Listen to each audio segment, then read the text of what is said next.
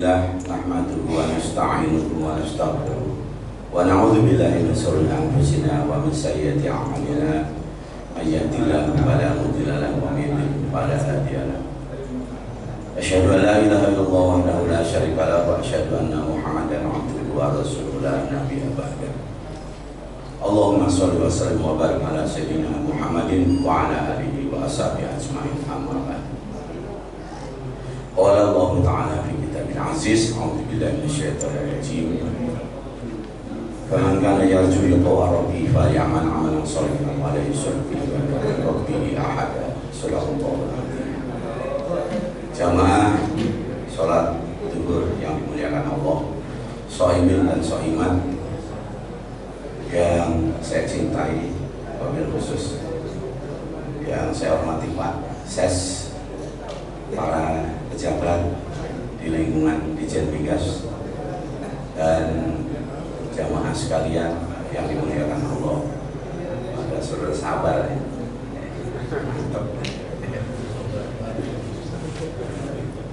Kita ngobrol aja deh ya, jadi santai aja karena ini mimbarnya bukan mimbar Jumat ya, jadi lebih rileks gitu ya, jadi sesuai dengan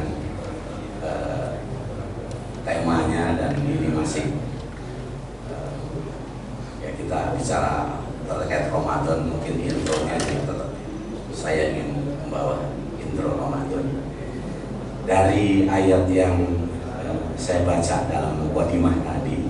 Faman kana yarju liqa'a rabbih falyamal 'amalan shalihan wa la yusyrik bi ibadati rabbih ahada. Akhir surat Al-Kahfi. Barang siapa yang menginginkan kembali dan berjumpa dengan Rohnya, Tuhannya, Allah Subhanahu wa Ta'ala, falyamal 'amalan shalihan, hendaklah dia beramal soleh. Yakmal pakainya fil mudhari, jadi senantiasa beramal soleh, jangan enggak, terus falyamal 'amalan shalihan wa la yusyrik bi ibadati rabbih ahada, dan jangan musyrik ketika beribadah atau menyembah atau memuja dalam rangka peribadatan untuk Robnya, yaitu Allah SWT. Dan ini nanti kaitannya ada dengan puasa di bulan Ramadan. Jadi semua ini nanti kita kan pengennya kembali kepada Allah, ketemu Allah, begitu ya. Jadi itu tadi syaratnya. Falyamal 'amalan shalihan wa la yusyrik bi ibadati rabbih ahada.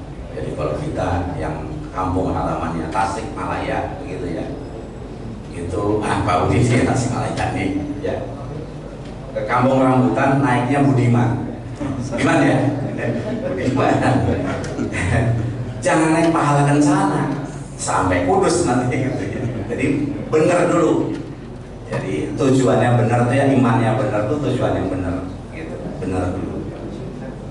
Udah gitu ketemu loket Budiman, beli karcis. Nah, beli karcis, jangan cuma ngantri depan loket lah, teman. Saya dari pagi Pak, gitu. Iya, beli karcis, bukannya beli ngantri doang. Nah, beli karcis, kemudian duduk, itulah. Insya Allah nyampe, gitu ya. Ini kita juga kembali kepada Allah, maka syaratnya tadi falyamal 'amalan shalihan, hendaklah senantiasa beramal soleh. Saya sering dulu mencontohkan kalau ilmu dore itu ya'mal itu beramal itu terus begitu. Ibaratnya adalah, saya sering mencontohkan adalah kalau kita pergi ke Jenewa, di tepi danau Jenewa itu ada Pak Ses tuh yang turun. Kita lihat ke kanan, di situ ada Prado, Titus, terus ada pokoknya merek-merek jam Swiss ya, merek-merek terkenal. Dan jam-jam itu setahu saya itu begitu di launching, set muter nggak mati. Itu loh gambarannya loh, film Dore itu yakmal 'amalan shalihan itu terus begitu. Berat juga gitu, bener ya. Kalau ada jam pokoknya satu hari matinya 3 kali aja, dipakai nggak terus ya? Hebat, pakai nggak? Ya nggak dipakai. Cuma 2 kali matinya, nggak dipakai tetap. Sekali nggak dipakai. Itu gambarannya. Tapi yang seperti itu kan berat, ya. Ya malah nggak mungkin kayak gitu. Tapi itu syaratnya begitu. Allah kasih cara lain. Nah ini nanti kita bulan Ramadan. Jadi puasa. Jadi mau ketemu Allah itu nanti ya puasa Ramadan ya nanti kita. Ada sebuah kisah Nabi Musa ketika mau berjumpa dengan Allah untuk menerima wahyu di Bukit Tursina. Bukit Tursina itu ada di Mesir ya. Di bukit ya, terima wahyu di bukit ya. Kalau Nabi Muhammad di Gua Hiro ya. Ini di Bukit Tursina di Mesir. Nabi Musa disuruh puasa 30 hari. Dipuasa dulu 30 hari baru boleh ketemu. Jadi ketemu Allah itu adalah pertama dia itu adalah membebaskan diri dari belenggu duniawi. Maka puasa itu salah satu. Nabi Musa disuruh puasa 30 hari. Hari ke-30 selesai. Nabi Musa menurut riwayat ini kata guru saya gitu ya. Kan bau nih mau puasa ya. Sikat gigi deh. Ya kalau orang sampai siwak kan mungkin sikat gigi ya. Rupanya itu tidak disyariatkan. Jadi puasa ya puasa gitu sampai seperti ya dengan apa adanya begitu. Maka puasa kamu bergosok gigi itu. Emangnya kenapa puasa? Sepertinya puasa ini apaan sih puasa? Bikin bau mulut kira-kira gitu ya. Kamu puasa 10 hari lagi. Waduh, Nabi Musa ya baik puasa 10 hari. Barulah setelah 40 hari ketemulah Allah Subhanahu wa taala sehingga Musa itu disebut sebagai nabi yang bergerak kalamullah. Jadi yang bisa berbicara langsung dengan Allah Subhanahu wa taala. Rasulullah ketika Isra Mi'raj juga berjumpa, tetapi menurut riwayatnya dengan hijab gitu ya. Kalau Musa itu langsung begitu. Tapi tadi syaratnya suatu 30 hari ada melanggar, kemudian 40 hari. Nah, itu juga ada kita narik pelajaran bahwa kemauan kita itu belum tentu sama dengan kemauan Allah. Kemauan Allah belum tentu sama dengan kemauan kita. Kita menurut kita baik gitu, tapi Allah enggak loh. Allah ini perintah, pokoknya baik nggak baik, kamu nggak tahu sih. Seperti orang pergi haji nggak boleh pakai parfum, gimana sih Allah? Wah, nggak boleh pakai parfum kan, bau gitu kan. Tapi biarlah itu perintah Allah. Itu kita sudah mulai belajar bahwa kalau kita sudah iman, itulah nanti iman yang benar, iman kepada Allah, kita tidak pernah mengoreksi. Ya. Walaupun itu kita belum bisa terima akal kita nggak boleh pakai mandi pakai sabun mandi wangi begitu kata ustadz ya memang udah biar apa adanya begitu. Allahu Akbar. Nah itulah mau berjumpa dengan Allah disuruh puasa. Puasa itu gampangnya kalau kita tilik ayatnya 183, 184, 185, 186, 187. Itu ada kata kunci dari 183, 184, 185, 186, 187. Gampangnya cepatnya ayatnya udah pada apalah gitu ya. Jadi udah di luar kepala gitu ya. Ayat 183 kata kuncinya adalah ya ayyuhalladzina amanu kutiba alaikumus syiyam. Kata kuncinya adalah puasa seperti Nabi Musa tadi. Kemudian ayat 184 ayyamam ma'dudat, hari-hari tertentu yang hari yang sudah ditentukan, yaitu 30 hari, 28 hari, 29 hari ya bulan Ramadan. Kemudian ayat 184 Syahrul Ramadan alladzi unzila fihil Qur'an. Quran. Yang ketiga itu. Yang keempat wa idza sa'alaka ibadi anni fa inni qarib ujibu da'watan da'i falyastajibu li wa liyu'minu bi la'allahum yarshudun. Adalah doa yang dikabulkan, kata kunci yang keempat. Yang kelima, kata kunci yang kelima adalah uhilla laylatul uhilla lakum laylatul syiyam murafatu ila nisaikum dan seterusnya. Tapi saya nggak baca. Tapi jangan langsung kata kuncinya rofas itu. bercampur sama istri, bukan itu kata kuncinya. Ada ayat selanjutnya itu terkait dengan iktikaf. Jadi ada 5 hal tadi ya, dari 5 ayat tadi, puasa, kemudian di beberapa hari saja di bulan Ramadan, kemudian ada Al-Quran, kemudian berdoa yang dikabulkan, yang kelima adalah iktikaf. Inilah dia puasa Ramadan yang lengkap. Ibaratnya kalau tadi 4 ini berupa pasal gitu yang dirangkai gitu, ada satu lagi bingkainya yang kelima itu iktikaf.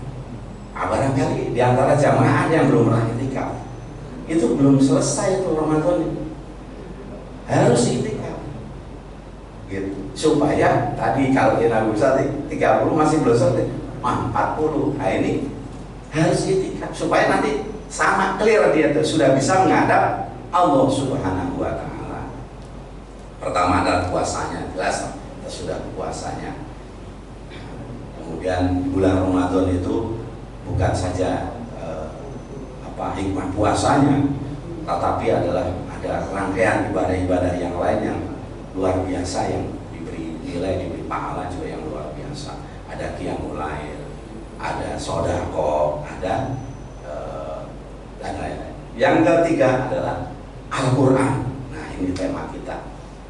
Al-Quran ini adalah kalam ilahi, dan menurut pandangan para ulama ini adalah mukjizat.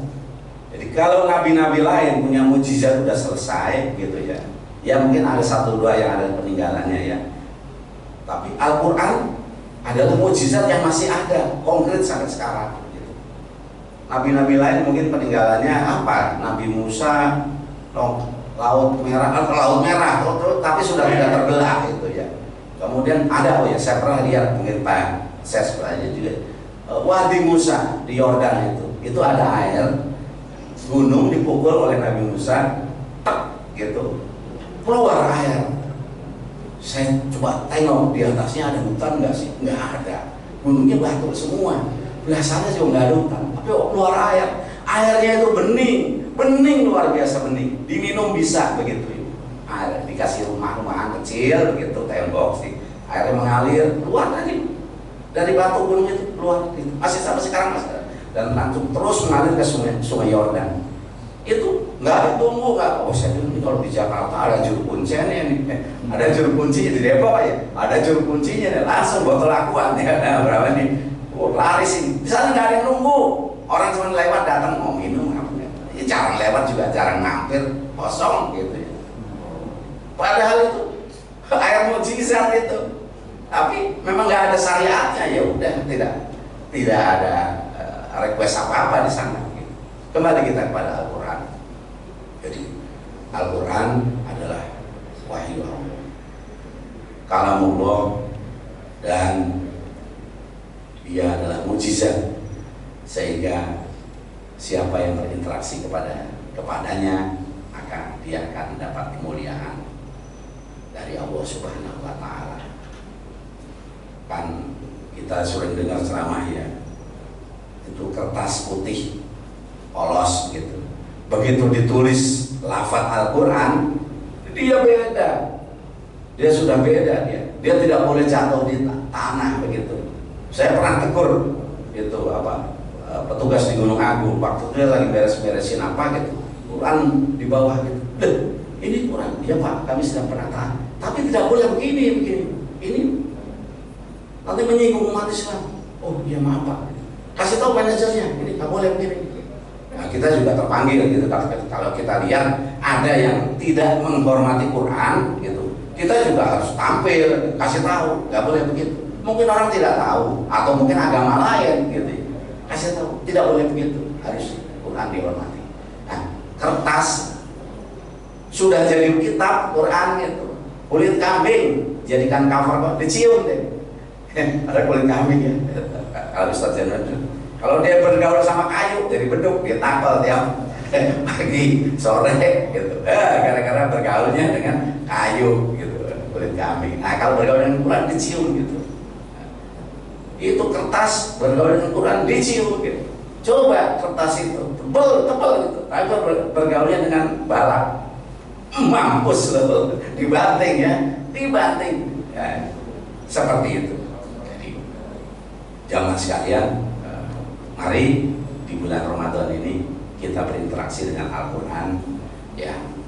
Insya Allah mau dari segi apa juga dapat.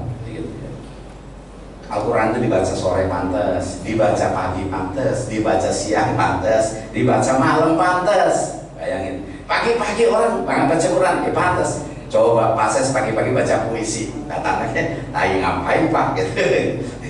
Waduh, pusing ya di kantornya Pak ya. Tanya gitu.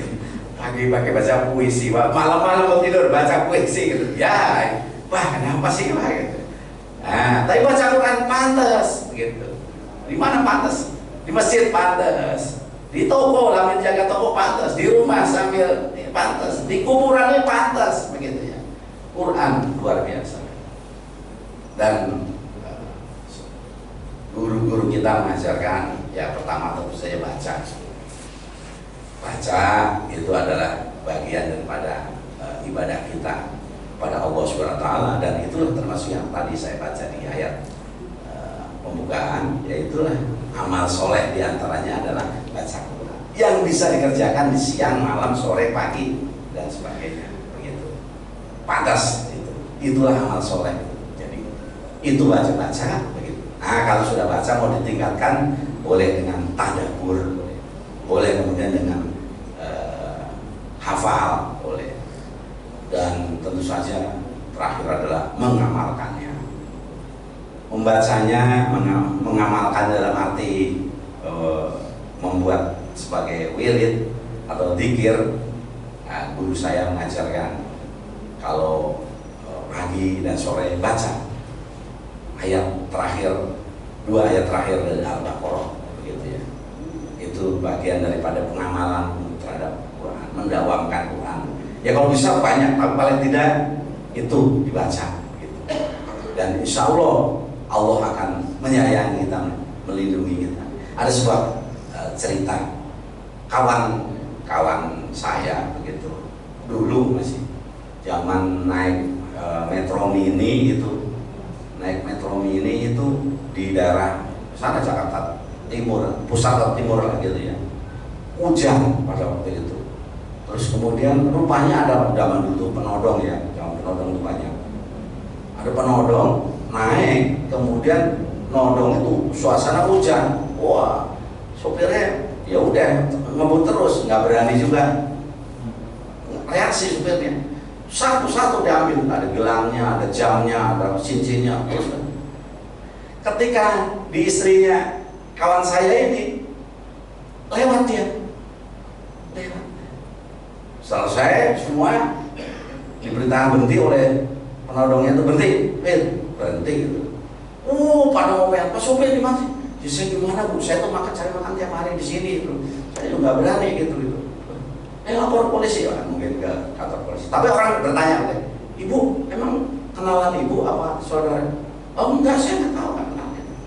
Ya selidik dia rupanya mengamalkan 2 ayat surat Al-Baqarah tiap pagi habis maghrib dan habis subuh. Amana rasulu bima unzila ilaihi min rabbihi wal mu'minun kullun amana billahi wa malaikatihi wa kutubihi wa rusulihi, dan seterusnya sampai akhir ayat. Itu mengamalkan. Ada keterangan lain lagi bahwa siapa yang mengamalkan surat Al-Baqarah, surat Tabarok, Al-Mulk ya, di waktu malam, ada yang mengatakan habis maghrib, ada yang mengatakan habis isya, sebelum tidur begitu ya, insya Allah dia akan dibebaskan dari siksa kubur. Nah, jadi betapa Allah melindungi orang-orang yang berinteraksi dengan Al-Quran. Itu baru lafaz-lafaznya yang didawamkan begitu ya. Banyak lagi. Kalau mau ngaji soal itu, ayo nanti kita cari waktu gitu.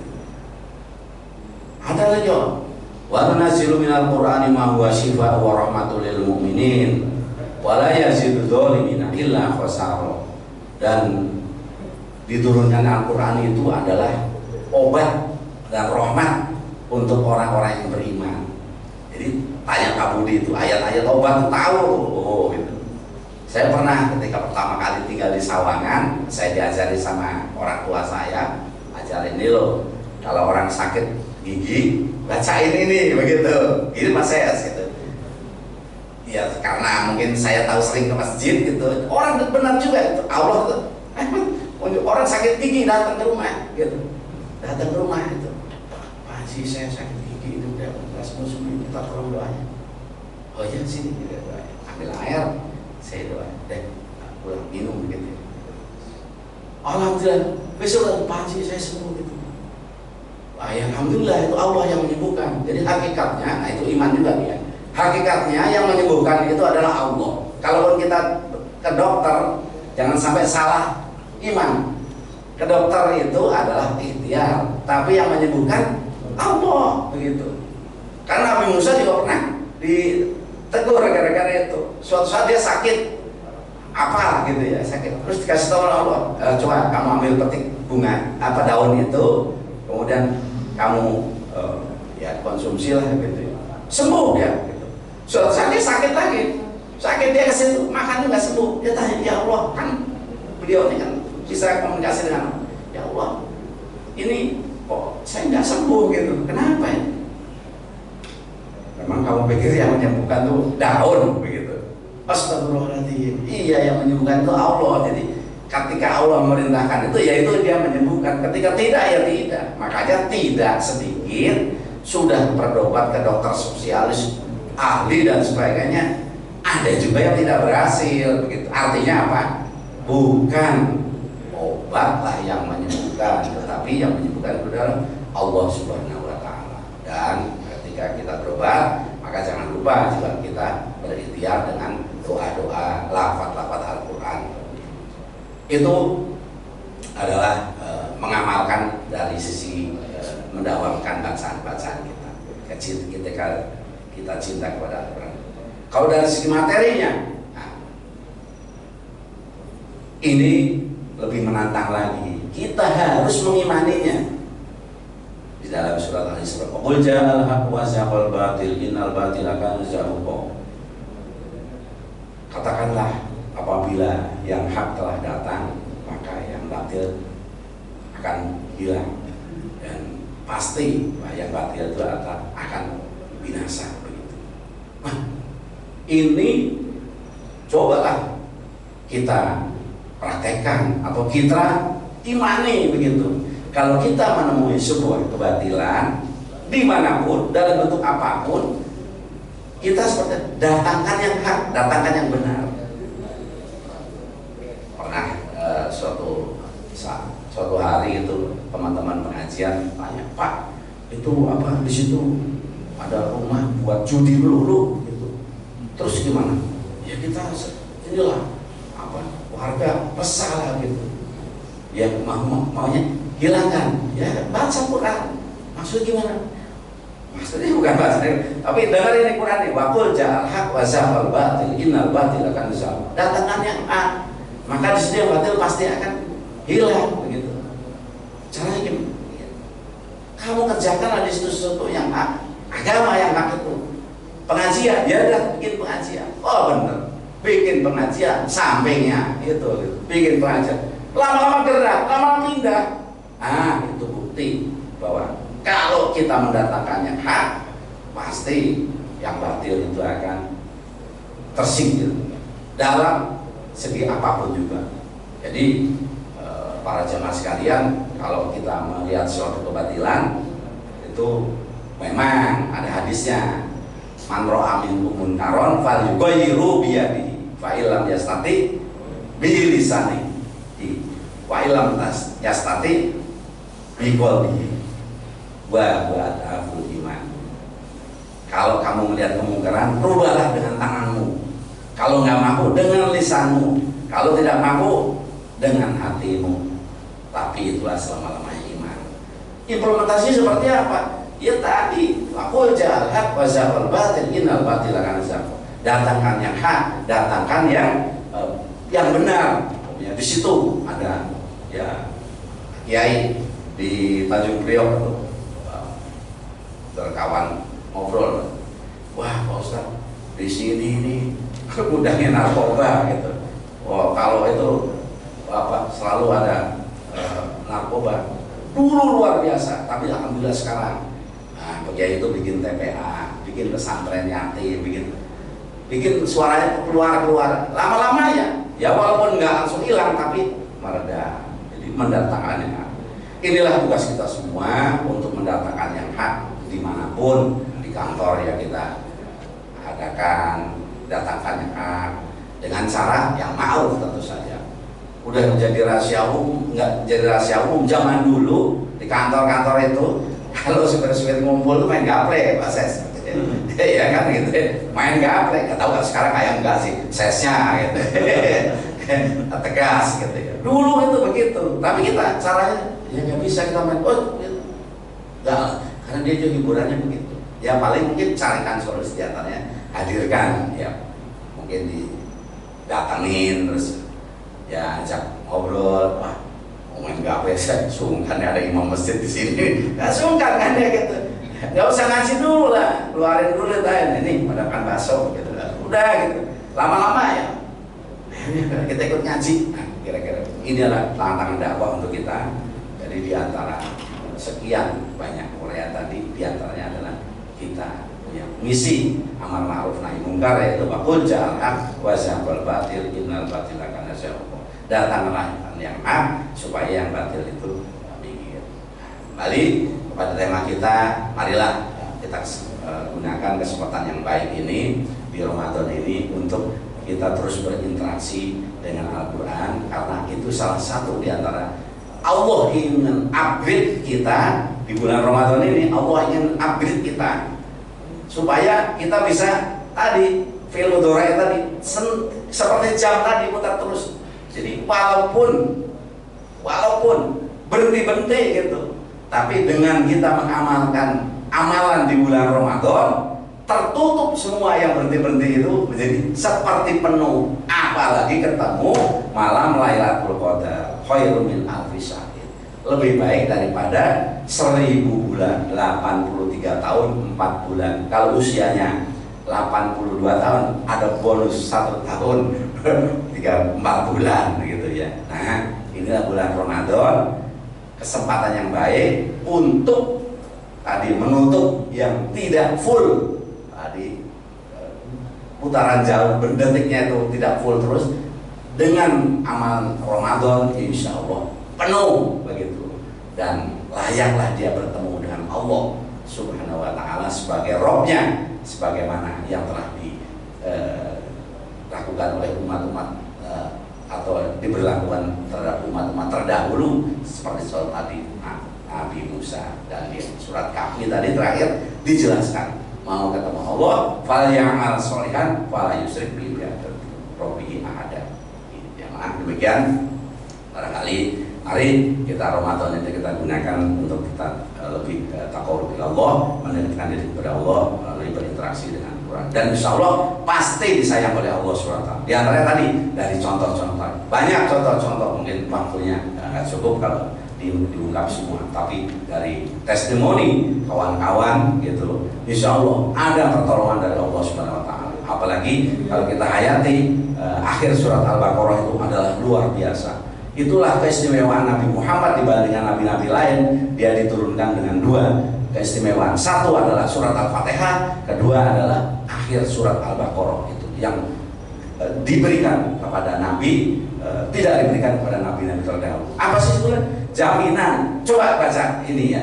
Ya Allah, kalau aku salah ya jangan dihukum. Masa udah gitu. Pak saya pokoknya saya merajin, tapi kalau saya telat jangan mana ada ya mungkin. Gak ada. Tapi itu Allah sendiri ajarkan itu, doa itu, ajarkan itu. Maka kalau berdoa juga itu jangan lupa baca itu doa. Ya, sebagai penutup doa sebelum Robbana atina fid dunya hasanah, baca itu dulu. Robbana la tu'akhidna in nasina aw akhtana. Robbana wa la tahmil 'alaina isran kama hamaltahu 'alaina. Robbana wa la tuhammilna ma la taqata. Wa'fu 'anna waghfir lana warhamna anta maulana fansurna 'alal qaumil kafirin. Nah, Demikian jamaah sekalian, ini ngobrol, jadi mudah-mudahan ada manfaatnya. Untuk itu kita karena ngobrol mungkin ya ada salah, ada hilang, ada lupa, dari saya mohon maaf yang seluas-luasnya, dan kita akhiri dengan membaca doa kafaratul majlis. Subhanallah wa bihamdika asyhadu an la ilaha illa anta astaghfiruka wa atubu ilaik. Terima kasih. Wassalamualaikum warahmatullahi wabarakatuh. Waalaikumsalam warahmatullahi wabarakatuh. Izin Banji, biasanya kita ada cerita jawabnya. Oh silakan. Nah, silakan. Biar lebih asik tanya lagi. topik juga boleh. Nanya hukum katanya. Baik Bapak Ibu jemaah sekalian, setelah kita menyimak kajian hari ini, dipersilakan untuk yang mau menambahkan atau bertanya, kami persilakan. Mana Pak? Terus Pak, nambahin tuh. Tambah. Ya. Tuh Pak, kenapa?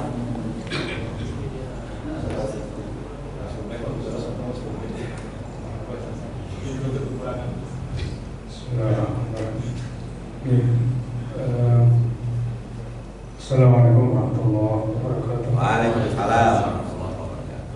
Ya karena murid saya diperintah guru manut. Saya ini terkait dengan sikap kita kepada Al-Quran itu kan ada doa Nabi ya. Waqala Rasul ya Rabbi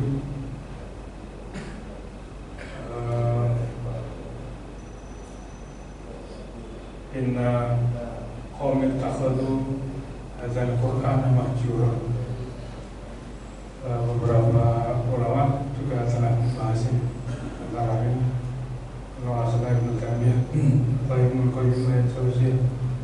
Jadi intinya di situ Nabi SAW pernah menyampaikan kesedihan bagaimana firman Allah yang diturunkan kepada kita semua umat yang beriman itu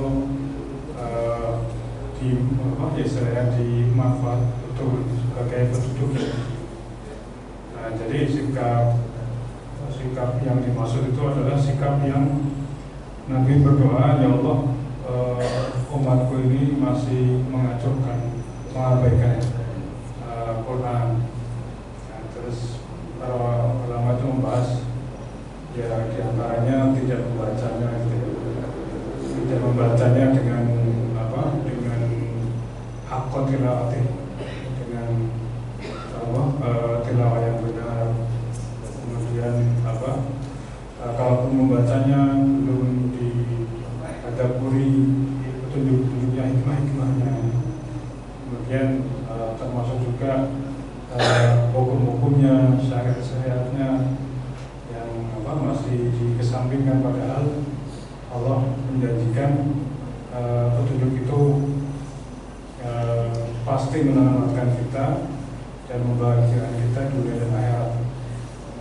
Ya mungkin itu saja. Mungkin mohon di elaborasi lagi, mohon pencerahan. Ya, betul. Terima kasih. Nah, ini sebetulnya komen yang sudah cukup tinggi ini. Tapi paling tidak supaya kita semua dapat memahami dengan frekuensi yang kurang lebih sama, begitu ya. Al-Quran itu sangat ideal, memang. Saking idealnya itu yang menggali dari sisi apapun itu kepondal-pondal, bahasa Jawanya itu kepondal-pondal. Saya punya satu lembar Al-Quran tulisan tangan, ya, tulisan tangan. Saya minta memang mushaf satu. Saya pengennya satu Quran gitu, cuman dia belum bisa, gitu. Yang nulis ini, yang nulis ini. Kalau langganan kita yang nulis kaligrafi ini, saya minta tulis. Tolong tulis ya. Tolong cariin Quran yang penulisannya itu simetris.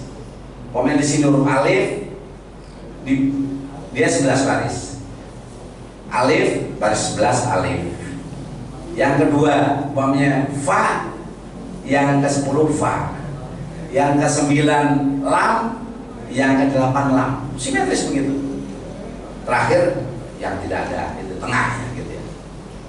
1 lembar saya punya gitu tulisannya ini. Dia waktu saya minta nulis itu, masya Allah,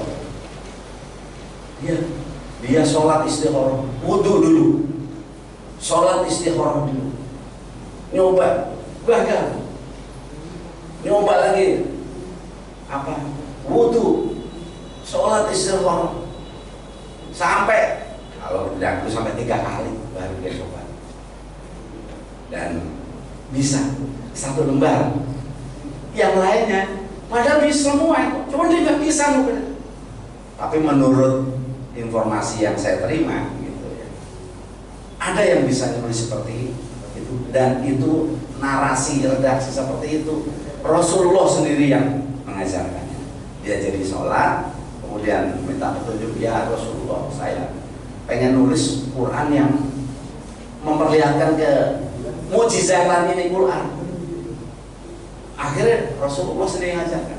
Nah, jadi sebuah pelajaran juga buat kita bahwa hukum-hukum Islam itu tidak berhenti sampai di Rasulullah terus kemudian selainnya itu bid'ah, bukan begitu. Jadi ada orang-orang tertentu dengan makom tertentu yang diberi pelajaran oleh Rasulullah untuk memberikan atau menjawab persoalan zaman sesuai dengan perkembangannya. Ya Rasulullah tapi yang ngasih tahu. Atau hal yang sepele, kalau Kiai Thoifur dari Purworejo itu Mekah nyantri di Mekah gitu, dia sering ke Rasulullah. Sampai gurunya itu, syekh gurunya itu, ya Thoifur, tolong tanya Rasulullah gitu, saya mau bikin sumur di mana ini supaya ada airnya. Dia ngimpi dulu ketemu Rasulullah, dikasih tahu di sini, ya Syekh, Rasulullah di sini. Oh iya, alhamdulillah, luar biasa ketemu gitu. Jadi Rasulullah itu berinteraksi. Ya kita susah kadang. Pak saya mau nyoba nih katanya, sholat dulu, wah istighfar 11 rakaat gitu, baca sholawat gitu. Ada yang baca sholat sampai ribuan itu, baru ketemu sekali gitu. Tapi ada juga yang sering ditemui begitu. Itu. Jadi kita masih punya Rasulullah begitu. Ini penulis khot Al-Quran ini ketemu Rasul, dikasih, dan ada itu barangnya itu. Nah, 1 lembar berhasil saya inilah ambil, saya dapat gitu ya gitu. Nah, istimewanya Al-Quran, saking sempurnanya Al-Quran seperti itu. Kemudian ada versi yang lain, tulisan yang lain. Oh luar biasa sekali jamaah sekalian. Jadi saking idealnya, sedemikian rupa dari sudut manapun Al-Quran itu menjawab tantangan zaman begitu.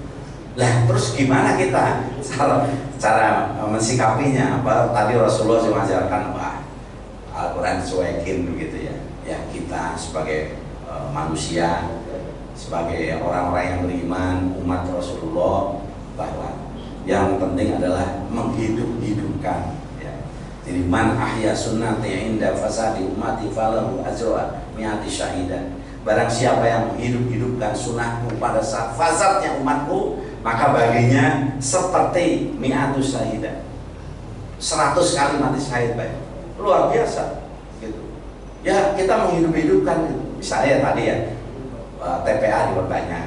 Ya, kita nggak bisa kalau saya sibuk, saya koordinator bidang hukum di Migas gitu. Sibuk, ya sudah kan kamu punya tukin selesai ambil buat gaji guru TPQ, begitu caranya. Karena itu tugas semua, bukannya tugas dia, tugas kita. Apalagi yang tidak diberi jabatan di Migas, dapat tukin, tunsus, ambil, ayo. Atau saya tarik lagi nih, gitu. Kita menghidup-hidupkan. Jadi man ahya sunnati inda fasadi mati falahu ajrun mi'ati syahidan. Hidup-hidupkan. Kemudian ya bertahap, ya, kita ini bertahap. Ya dulu saya pergi ke Kuala Lumpur, ya lihat di mall di Kuala Lumpur itu orang pakai jilbab itu hebat ya. Di Kuala Lumpur orang pada pakai jilbab. Zaman dulu tuh udah lama, tahun 80-an gitu. Di Jakarta dulu. Sekarang alhamdulillah Jakarta baik. Dulu, nih teman-teman yang tua nih, mana yang tua nih? Kalau mau Ramadan di Jakarta ini, apa Ramadan? Nyiapin koprok. Ya, Solo, Kupu, Kawa. Nah, siapa masih ingat tuh? Iya kan? Mau Ramadan tuh dua yang disiapin. Petasan, mau petasan sundut, mau petasan bambu gitu. Saya kecil di Jakarta. Itu sama koprok itu. Jadi bukannya oh sekarang alhamdulillah ya ini bertahap. Jadi kita tidak boleh pesimistis, tapi kita juga tidak boleh terlalu frontal. Tapi kita harus persuasif, edukatif, dan terus menghidup-hidupkan terus. Bahwa kira-kira kurang lebih seperti itu jawabannya. Gitu. Silakan kalau ada lagi. Mau tanya khususnya nih, mau ada pases. Selamat ya semuanya, saya belum dapat nih. Gitu. Udah gak boleh tuh. Allah Akbar gitu. Nah saya doakanlah biar pegawai migas ini ya, tekun-tekun soleh-soleh sehingga berkah tunjangannya jadi manfaat gitu ya. Barangkali cukup ya Pak Budi ya, cukup jamaah sekalian. Terima kasih dan sekali lagi saya mohon maaf kalau ada hal yang kurang. Subhanallah wa bihamdihi asyhadu an la ilaha illallah. Baik, alhamdulillah kajian siang kali ini telah usai dan semoga menjadi inspirasi iman bagi kita untuk bisa istiqomah beribadah di sepanjang Ramadan ini. Dan selanjutnya untuk kajian besok kita berjumpa dengan Ustaz Iwan Januar dalam Ramadan dan pembentukan keluarga harmoni. Terima kasih. Assalamualaikum warahmatullahi wabarakatuh. Waalaikumsalam.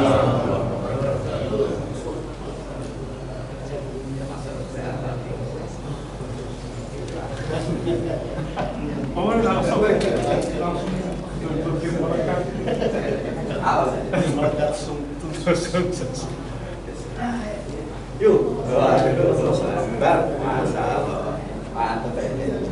masih sabar.